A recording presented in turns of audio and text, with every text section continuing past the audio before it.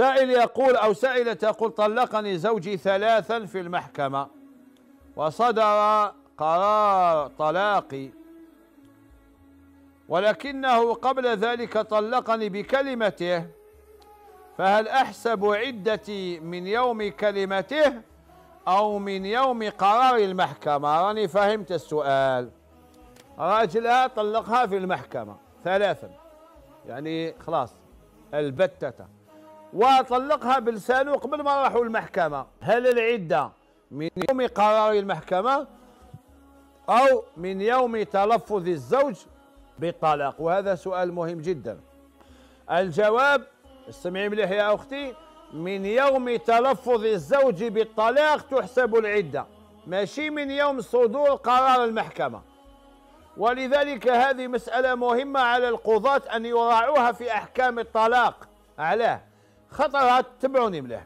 الراجل يطلق زوجته بال3، خلاص ولات أجنبية وراي في العدة، ومن بعد هاو راح للمحكمة، هاو حط ملف، ها مبطاو، بعد 6 أشهر هي تكون خلاص المرأة خرجت من عدتها وجاز لها أن تتزوج. المحكمة تنظر في القضية ويحكموا بالطلاق نتاعها، وهي راهي خلاص راهي طلقت شرعا وصارت أجنبية. يعني ماذا بينا القاضي يسأل الزوج يقول له: شحال عندك ملي طلقت؟ يقول له: عندي 3 أشهر ملي طلقتها، يديرها في حكم الطلاق، بأن هذه المرأة تطلقت منذ 3 أشهر باش تخرج من عدتها، وإن شاءت أن تتزوج تتزوج. مسألة أخرى الله يفكرنا في الشهادة، وكثر السؤال عليها. يروح راجل للمحكمة قال: يا ودي ما تفاهمناش مع مرته، يجوزوا إلى الصلح، قال ما تفاهمناش، ومن بعد المحكمة تحكم له بالطلاق. ومن بعد الراجل ما قالش طلقة واحدة ولا زوج ولا 3، لا، راح برك دار ملف: يا ودي ما راناش متفاهمين، جيت نطلب الطلاق. يروحوا لعند الجهلة، واش يقول له الجاهل هذا أبو خليطة؟ واش يقول له؟ يقول له: خلاص ما دام المحكمة حكمت بالطلاق ما يجوزلكش تردها، وهما حابين يولوا لبعضهم بعض. على هذا الجاهل أن يسكت. علاه؟ واش قالوا العلماء؟ وروحوا شوفوها عند ابن أبي زيد القيرواني، اللي ما جابش نية عدد ينوى. واش معناتها ينوى؟ معناتها عنده قرار طلاق من المحكمة، ولكن المحكمة ماهيش حاكمة طلقة ولا زوج ولا 3. يعيط له المفتي يقول له: انت هاك حبتوا لي مرتك؟ يقول له: اني حب. المرأة هي حبتوا لي، انا حابين. اما لا تجيب نية تاع طلقة واحدة، لأنه هو ما نواش نية، ما كاش نية، وإنما الأعمال بالنيات. ينوى. قال: أنوي. يقول له: أنا نويت وحدة، وأنا نقول لكم أعوذ بالله من كلمة أنا، والله يغفر لي ويسامحني. لو كان راجل يروح للمحكمة وما يجيبش نية، والمحكمة تصدر الطلاق بلا ما يكتب العدد، لا طلقة لا زوج لا 3، عطاو له الخبر بلي مطلقين، إذا حب يردها نحسبها له طلقة واحدة، تحسب على أنها طلقة واحدة، ما نحسبوهاش على أنها 3 طلقات، طلقة واحدة. أما لا ينوى، قال: انوي طلقة واحدة، أنا نويتها طلقة واحدة، هيا ما زيش عاود، روح جي مرتك ودي مرتك، وهكذا. الآن لا ولاو يقولوا لهم ما دام حكمت المحكمة انتهى فهو طلاق 3. شكون قال لك طلاق 3؟ المحكمة ما دايره العدد، والرجل ما نواش عدد، زعفان راح جاي يطلق وخلاص، ماهوش ناوي حتى عدد. بعد ما هدا وصفات القلوب وبانت الأمور، بالك كان عنده شبهة، بالك كذبوا عليه، وهذا واقع، كذبوا عليه كش ما قالوا له، جابوا له هضره. هاك تعرف خواتاته عمروا له راسه، يماه هي تخطبها له وتقول له: يا وليدي ما تديهاش مانيش راضيه عليك، ومن بعد هي تاكلها راسها. معروف هذه الحكايه، ما في المكان لا نروحوا نغطوا الشمس بالغربال. الراجل يولي الضغوط عليه، خواتاته يماه منا يروح للمحكمه ويطلق، ومن بعد يهدأ ويبرد ويستغفر ويصلي ركعتين ويولي حبي يولي لمرته، والمرأة حبته لراجلها. يا سبحان الله، راهم يقولوا لهم خلاص ما دام راح المحكمة ما توليش. حسبنا الله ونعم الوكيل. أما العدة تحسب من يوم تلفظ الزوج بالطلاق، والقاضي يسجل اليوم الذي تلفظ الزوج بالطلاق. فهمتوها؟ إذن أجيب على الأسئلة الكتابية. سائل يقول: ما حكم الأكل من طعام الجنازة؟ ما حكم الأكل من طعام الجنازة؟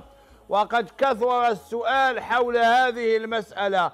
الشريعة الإسلامية تشترط أن يكون الأكل حلالا. إذا كان الذبح لله فكل يا سيدي، يجوز، ما هوش حرام. الآن إذا مات الميت الناس كلها تأتي، الجيران يصنعون لأهل الميت طعاما، وهذوك الناس اللي جاوا خوالو، عمومو، ولاد خوالو، عماتو، جداتو، هذوك كلهم يقعدوا بالعشاء. ما رانيش عارف الآن أبو خليطة راهو يقول لهم الأكل من طعام الجنازة حرام، ولا حرام إلا بنص. ليس هناك حرام إلا إذا هناك نص يحرم. إنما الخمر والميسر والأنصاب والأزلام رجس من عمل الشيطان فاجتنبوه، هذا حرام.